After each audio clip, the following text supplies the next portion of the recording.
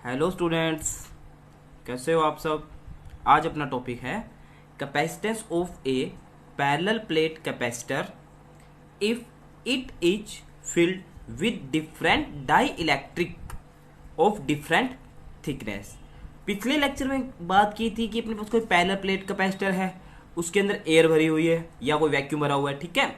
दूसरा टाइप क्या किया था, उसके अंदर फुल या कंप्लीटली बोल सकते हैं उसके अंदर कोई मीडियम भरा हुआ था।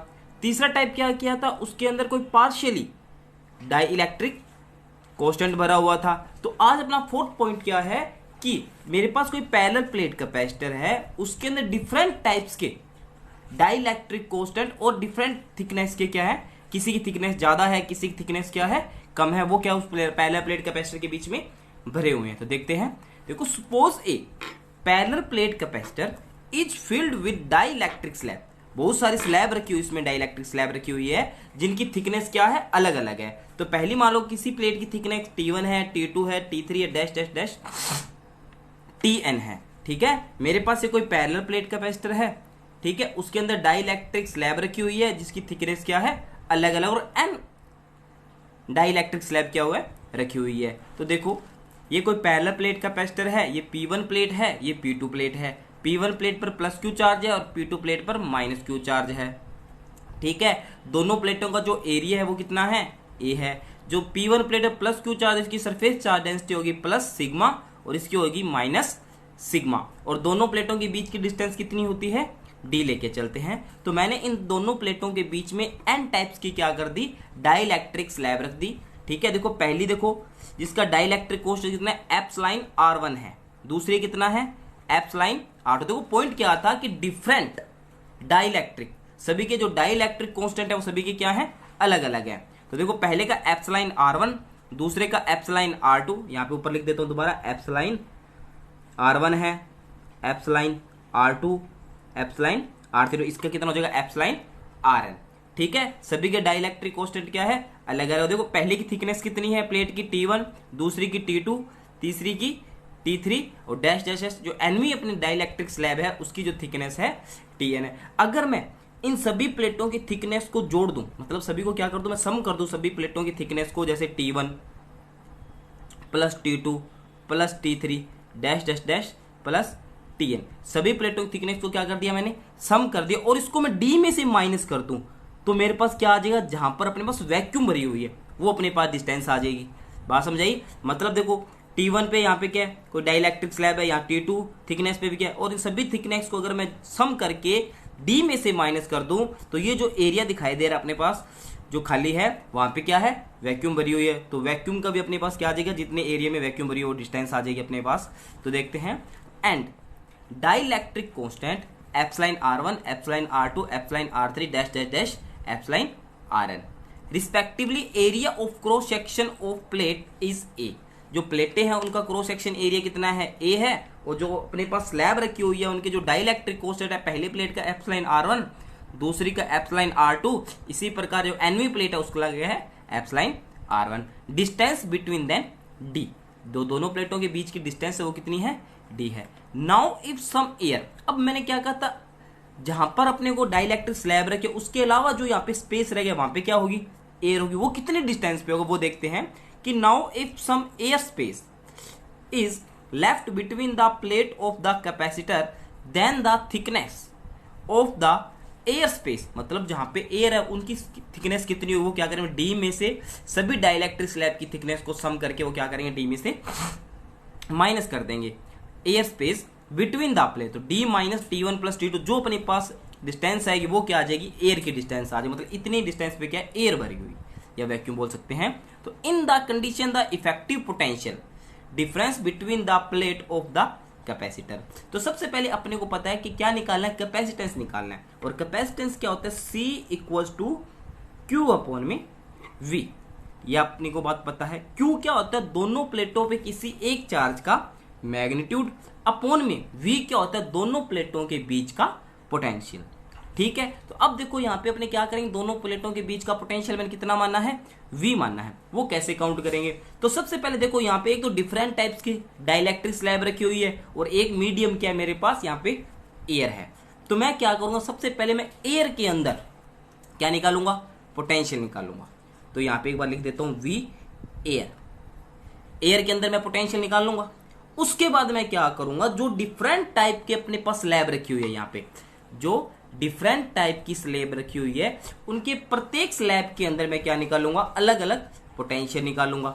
ठीक है, और उसको क्या करूंगा, एयर के साथ पोटेंशियल को क्या करूंगा, मैं जोड़ दूंगा। तो मेरे पास क्या आ जाएगा, दोनों प्लेटों के बीच में टोटल पोटेंशियल आ जाएगा। ठीक है, तो देखो, तो V equals to potential difference in the air space. मैंने यही बताया था, सबसे पहले मैं क्या करूंगा, एयर के अंदर मैं क्या निकालूंगा, पोटेंशियल, प्लस में क्या करूंगा, potential difference due to different dielectric slab. मतलब प्रत्येक प्लेट के अंदर, मतलब ईच प्लेट के अंदर मैं क्या निकालूंगा, पोटेंशियल निकालूंगा। ठीक है, पोटेंशियल के लिए सबसे पहले अपने को क्या पता होना चाहिए, इलेक्ट्रिक फील्ड पता होना चाहिए। मैं आपको बता देता हूं कि जो एयर के अंदर इलेक्ट्रिक फील्ड होता है उसको मैं ई नोट से डिनोट कर रहा हूं, और अपने को पता है एयर के अंदर जो इलेक्ट्रिक फील्ड इंटेंसिटी होती है सिग्मा अपॉन में एप्सिलॉन नोट, और मीडियम के अंदर क्या होता है, electric field intensity sigma upon में एप्सिलॉन नोट एप्सिलॉन आर, और यहां सिग्मा की जो वैल्यू होती है वो कितनी होती है, क्यू अपॉन में ए। ठीक है, अब देखो, सबसे पहले अपने को क्या निकालना है, एयर के अंदर क्या निकालना है, पोटेंशियल निकालना है। तो एयर के अंदर पोटेंशियल निकालने के लिए मेरे को क्या पता होना था, एयर के अंदर इलेक्ट्रिक फील्ड इनटू में डिस्टेंस, मतलब कितनी डिस्टेंस के अंदर एयर है अपने पास। ठीक है, तो एयर के अंदर मैंने इलेक्ट्रिक फील्ड ले लिया ई नोट इनटू में, और मैंने क्या कहा था, सभी स्लैब की थिकनेस को सम करके अगर मैं डी में से माइनस कर दूं तो मेरे पास किसकी डिस्टेंस आ जाएगी, जहां जितने डाइलेक्ट्रिक जो प्लेट है उसके बीच में जहां पे एयर भरी हो वो डिस्टेंस अपने पास आ जाएगी। तो मैंने डी में से माइनस करके ये मेरे पास क्या आ गई, डी की वैल्यू आ गई, मतलब जितने डिस्टेंस में अपने पास क्या भरी हुई है, एयर भरी हुई, प्लस फिर उसके बाद मैंने क्या लिखा था कि जो डिफरेंट टाइप की स्लैब है उनके बीच में अपने क्या निकालेंगे, पोटेंशियल। तो पहली स्लैब क्या थी, देखो मान लो पहली स्लैब जिसका डाइलेक्ट्रिक कांस्टेंट कितना था, एप्सिलॉन R1। ठीक है, और उसकी थिकनेस कितनी थी, T1। ठीक है, तो पहली प्लेट के अंदर अगर मैं पोटेंशियल निकालूं तो क्या लिखूंगा मैं कि EM, क्योंकि मीडियम है डाइलेक्ट्रिक, इनटू में डिस्टेंस कितनी है, T1। ठीक है, और अपने को तो मीडियम के अंदर इलेक्ट्रिक फील्ड कितना होता है, ये सिग्मा अपॉन में एप्सिलॉन नॉट एप्सिलॉन R। तो एप्सिलॉन R की जगह कितना आ जाएगा, एप्सिलॉन R1। बात समझ आई। ठीक है, तो पहली प्लेट के अंदर मैंने इलेक्ट्रिक फील्ड ले लिया E1 इंटू T1, ये आ गया V बराबर E डॉट R होता है ना। तो पहली प्लेट के अंदर मैंने इलेक्ट्रिक फील्ड ले लिया E1 इंटू डिस्टेंस कितनी है, T1, प्लस दूसरी स्लैब के अंदर मैंने इलेक्ट्रिक फील्ड ले लिया E2 जिसका डाइलेक्ट्रिक कांस्टेंट कितना होता है, एप्सिलॉन R2 इंटू में डिस्टेंस कितनी है दूसरी स्लैब की, T2। सिमिलरली इसी प्रकार चलता रहेगा। जो एनवी प्लेट है उसके लिए मैंने इलेक्ट्रिक फील्ड ले लिया EN इंटू में TN। ये बात आपको समझ आ चुकी होगी। और मैंने आपको ई नोट किया है, एयर के अंदर इलेक्ट्रिक फील्ड इंटेंसिटी कितनी होती है, सिग्मा अपॉन में एप्सिलॉन नोट, और मीडियम के अंदर कितनी होती है, सिग्मा अपॉन में एप्सिलॉन नोट एप्सिलॉन R। ठीक है, तो देखो V equals to E not की वैल्यू कितनी है, सिग्मा अपॉन में एप्सिलॉन नोट डी, ये वैल्यू सेम की सेम मैंने वापस लिख दी, D minus T1 plus T2 dash dash dash T1 plus. अब देखो E1, किसी मीडियम में इलेक्ट्रिक फील्ड निकालना है, कौन सी प्लेट है, फर्स्ट प्लेट है, और फर्स्ट प्लेट के डाइलेक्ट्रिक कांस्टेंट कितना था, epsilon R1।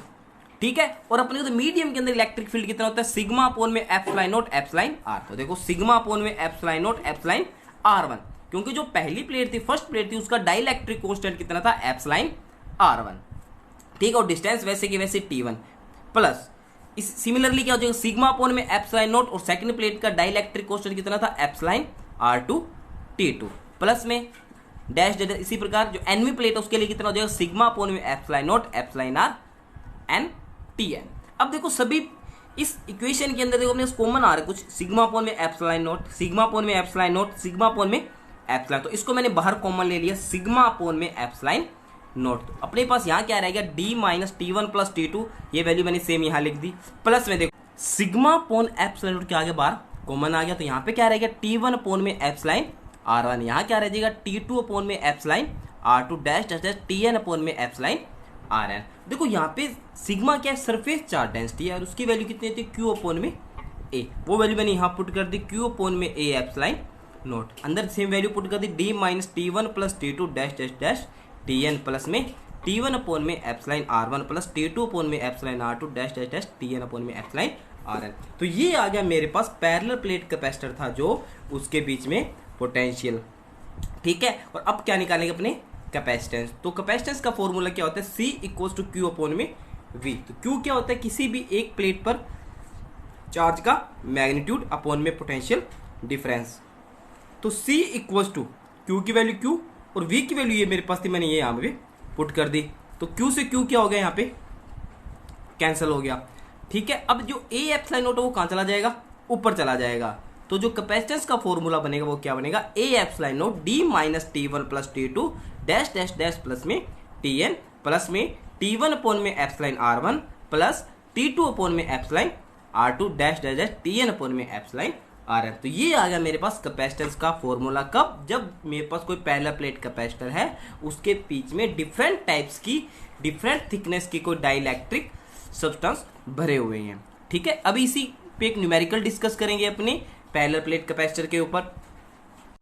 Capacitance of a parallel plate capacitor, मेरे पास ये कोई पैरेलल प्लेट कैपेसिटर है जिसका कैपेसिटेंस कितना है, C है। The distance between its plate is D, और दोनों प्लेटों के बीच की जो डिस्टेंस है वो कितनी है, D है। If a substance with dielectric constant epsilon R, कोई एक dielectric constant epsilon R is filled between the plate, plate के बीच में क्या हुआ है, भरा हुआ है। एट ए डिस्टेंस 3D अपॉन में 4, मतलब जो अपनी डिस्टेंस दी हुई है उसका 3/4 पार्ट दिया हुआ अपने को, मतलब ठीक है।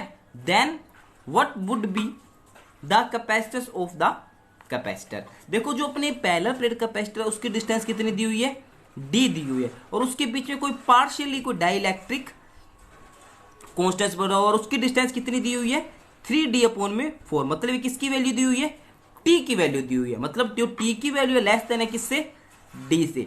तो ये अपने को अगर कोई पैरेलल प्लेट कैपेसिटर के बीच में कोई पार्शियली डाइलेक्ट्रिक कांस्टेंट भरा हो तो उसके जो कैपेसिटर का कैपेसिटेंस का फॉर्मूला होता है वो क्या होता है, A अपॉन में epsilon not D minus T plus में T अपॉन में एप्सिलॉन R। तो गिवन क्या है, T की वैल्यू कितनी है, 3D अपॉन में 4। तो ये वैल्यू मैं यहां फॉर्मूले में पुट कर दूंगा। तो C डैश इक्वल टू कितना आ गया, A एप्सिलॉन नॉट D वैसे का वैसा, T की वैल्यू कितनी होगी, 3D अपॉन में 4 प्लस T की वैल्यू कितनी है, 3D अपॉन में 4 एप्सिलॉन R। देखो A एप्सिलॉन नॉट वैसे का वैसा, यहां से अगर मैं 4 एलसीएम ले लूं तो 4D माइनस 3D, तो D अपॉन 4 रहेगा यहाँ पे, प्लस में 3D अपॉन में 4 एप्सिलॉन R वैसे का वैसा। तो A एप्सिलॉन नॉट अगर मैं यहां से 3D अपॉन में 4 एप्सिलॉन R एलसीएम ले लो, D अपॉन में 4 एप्सिलॉन R मैंने क्या ले लिया, बार कॉमन ले लिया, अंदर क्या रहेगा मेरे पास एप्सिलॉन R। देखो यहाँ पे एप्सिलॉन R नहीं था तो मल्टीप्लाई में एप्सिलॉन R प्लस में 3।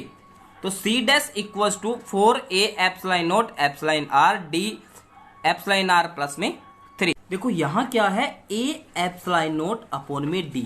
ये क्या होता है, जब कोई पैरेलल प्लेट कैपेसिटर दिया हुआ और उसके बीच में क्या है, वैक्यूम भरी हुई है, क्या भरी हुई है, वैक्यूम भरे, तब इसके बीच में कैपेसिटेंस कितना होता है, A एप्सिलॉन नॉट अपॉन में D। यहाँ पे C क्या शो कर रहा है, किसी वैक्यूम के में पैरेलल प्लेट कैपेसिटर में कैपेसिटेंस को शो कर रहा है। तो यहाँ पे इस देखो A एप्सिलॉन नॉट D की जगह मैं क्या पुट कर सकता हूँ, C पुट कर सकता हूँ। तो C डैश कितना हो गया, 4 एप्सिलॉन R वैसे का वैसा एप्सिलॉन R प्लस में 3, और A epsilon naught upon D की जगह मैंने क्या पुट कर दिया, C पुट कर दिया।